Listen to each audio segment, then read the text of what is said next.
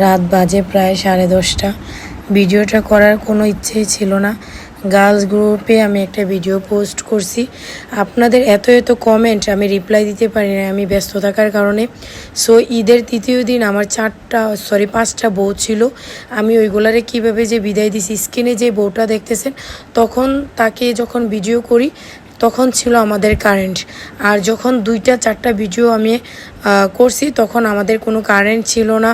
দেন মোবাইলের flash light জেলে আমি ভিডিওটা করি, সেই জন্য ভিডিওটা এত পরিমাণে ব্রাইট দেখা গেছে যে স্কিন টোন থেকে আরও দ্বিগুণ ব্রাইট দেখা গেছে, ঠিক আছে।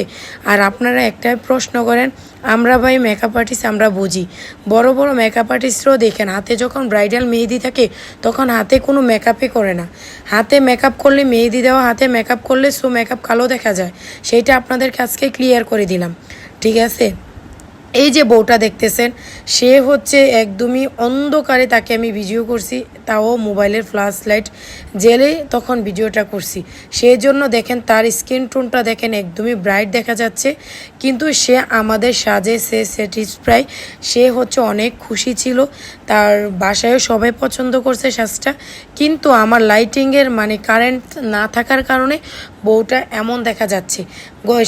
প্রথম যে বউটার ভিডিওটা দেখছেন সেটা লাইট জ্বালার ভিডিও, আর যেটা এখন দেখতেছেন স্ক্রিনে বর্তমানে সেটা আমাদের অন্ধকারের ভিডিও, যেটা মোবাইলের লাইট জ্বালাইয়া ভিডিও, ঠিক আছে।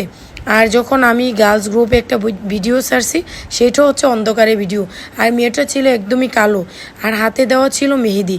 তো আমি কীভাবে হাতে মেহেদি দেওয়া হাতে মেকআপ করি। সো আপনাদের প্রশ্নর উত্তর পেয়ে গেছেন, আশা করি এ ধরনের কমেন্ট করবেন না। ওকে, সবাই ভালো থাকবেন।